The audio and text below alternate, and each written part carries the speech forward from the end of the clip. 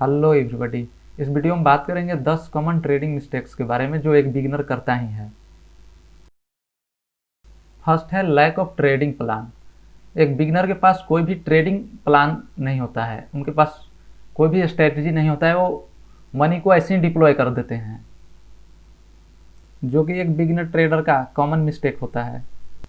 Trading में, खासकर option trading में, entry, exit point, risk management and position sizing, ये सब चीज़ों का काफ़ी ज़्यादा महत्व होता है। इन्हें इग्नोर नहीं किया जा सकता। ट्रेडिंग के लिए एक प्रॉपर स्ट्रेटजी होनी चाहिए। कहाँ एंट्री लेना है, कहाँ एग्जिट लेना है, रिस्क मैनेजमेंट, डेली का लॉस लिमिट क्या है, पोजीशन साइजिंग कितना रहने वाला है, एक बिगनर द्वारा की जाने वाली ये कॉमन मिस्टेक्स होते हैं, इन पर ध्यान देने की ज़रूरत होता है। सेकंड है ओवर ट्रेडिंग। बहुत सारा बाइंग और सेलिंग की ऑर्डर पंच कर रहे हैं बेमतलब के। ग्रीन कैंडल बना बाई कर लेते हैं, रेड कैंडल बना एग्जिट कर जाते हैं बेमतलब के। ये कॉमन मिस्टेक होता है बिगनर ट्रेडर द्वारा की जाने वाली। ओवर ट्रेडिंग बड़े कारणों में गिनती किया जाता है लॉस मेकिंग ट्रेडर्स जो हैं। ओवर ट्रेडिंग जो होता है इमोशन और साइकोलॉजी से जुड़ा हुआ चीज़ है। ट्रेडिंग साइकोलॉजी का ही खेल है। जिनके पास होता है वो बाजी मार जाते हैं। एक बिगनर के पास इनमें से कुछ भी नहीं होता। उनके पास हो सकता है कि कैपिटल हो, लेकिन साइकोलॉजी आपको सालों साल लगते हैं डेवलप करने में। यहाँ पर उन्हें कम कैपिटल के साथ डेली लिमिट्स को सेट करना चाहिए, कितनी आज की जो लॉसेज है वो लिमिट है, और थोड़ा सा इमोशनल ट्रेडिंग को अवॉइड करना चाहिए। हालांकि ये समय के साथ ही होगा। ओवर ट्रेडिंग के कारण आपके कैपिटल कई बार वाइप आउट भी होंगे, जब तक कि एक डिसिप्लिन मेंटेन ना हो। नेक्स्ट है इग्नोरिंग रिस्क मैनेजमेंट। यही वो पॉइंट है जो आपको ट्रेडिंग में सस्टेन करने का मौका देता है। बाकी सारे पॉइंट एक तरफ, रिस्क मैनेजमेंट को एक तरफ समझा जा सकता है। अगर आपके रिस्क मैनेजमेंट सही है तो आप ट्रेडिंग में सक्सीड कर जाओगे, अदरवाइज कोई चांसेस नहीं है। इसमें एक बिगनर ट्रेडर द्वारा जो मिस्टेक की जाती है वो है लॉसेस को बड़ा लेना। छोटे छोटे लॉसेस लो, आप सस्टेन कर जाओगे। एक ही ट्रेड में बड़ा लॉस ले लें, ये बार बार बिगनर ट्रेडर द्वारा मिस्टेक की जाती है, जिससे उनका कैपिटल वाइप आउट हो जाता है, उन्हें मार्केट को छोड़ना पड़ता है। इसका सॉल्यूशन मात्र यही है कि कैपिटल पर आपको 1 से 4% के आसपास की लॉस की लिमिट रखें। इसके ऊपर गया तो हम क्विट कर देंगे। है चेसिंग द मार्केट। हम मार्केट को चेस करने लगते हैं। ये होता है फोमो के कारण, फियर ऑफ मिसिंग आउट। हमें लगता है कि मार्केट को हम ही चला रहे हैं। ऐसा नहीं है। स्क्रीन के पीछे ऑपरेटर बैठा हुआ है, वो हमारे सारे एक्टिविटीज़ को ट्रैक करता है और हमें ट्रैप करता है। इसका सलूशन मात्र इतना है कि अवॉइड करें और उससे मार्केट मूव को जो आपके स्ट्रेटजी और एनालिसिस के अगेंस्ट है, जो ऑपरेटर्स कर रहा है, हमें अपने एनालिसिस और स्ट्रेटजी पर भरोसा होना चाहिए। नेक्स्ट है लैक ऑफ रिसर्च। एक बिगनर ट्रेडर जो होता है उनके पास ऐसी कैपेबिलिटी अभी डेवलप नहीं हुआ रहता है जिनके कारण वो रिसर्च कर सके। वो कहीं से ट्रेडिंग के टिप्स लेते हैं यूट्यूब, टेलीग्राम चैनल से, और अपना वो ट्रेड एग्जीक्यूट कर देते हैं। उनके पास किसी भी तरह का ना फंडामेंटल ना टेक्निकल एनालिसिस की कैपेबिलिटी होती है। उन्हें जो भी जिस तरह से गाइड करता है वो उनके चपेट में आ जाते हैं और वो उनकी कैपिटल वाइप आउट हो जाती है। इसका सॉल्यूशन मात्र इतना ही है कि खुद का ट्रेडिंग प्लान विकसित करना हो। इसमें समय लगेगा, 1 साल, 2 साल, 4 साल, 5 साल तक भी लग सकता है। 6 नंबर पर आता है ओवर लेवरेजिंग।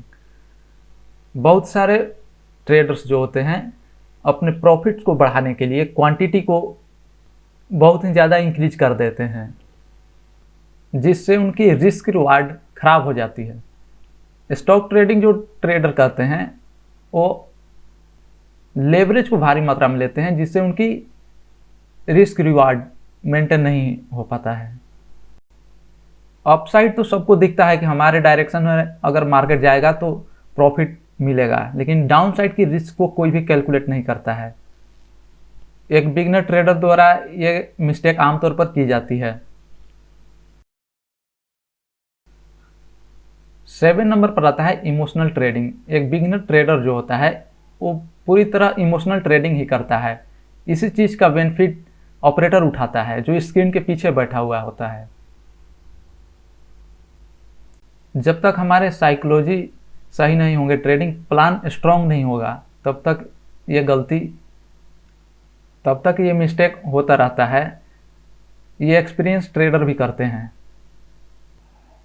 नेक्स्ट है रिकॉर्ड को लेकर। हमें जो प्रीवियस ट्रेड के जितने भी रिकॉर्ड्स होते हैं उनसे लर्निंग्स होती है, वो सारे रिकॉर्ड में रखने चाहिए, रिटेन में रखने चाहिए, जिसे ट्रेडिंग जर्नल भी कहा जाता है, जिसे एनालाइज कर पास्ट के जितने भी एक्सपीरियंस रहे हैं ट्रेडिंग के इम्प्रूव किया जा सके। नेक्स्ट है अपडेट और रेगुलेशन को लेकर। जो सेबी का जो अपडेट आता है और जितने भी मार्केट में न्यूज होते हैं, एक ट्रेडर को इन सब पर नज़र बनाए रखना होता है ताकि कोई मिस्टेक ना हो। नेक्स्ट है अनरियलिस्टिक एक्सपेक्टेशंस।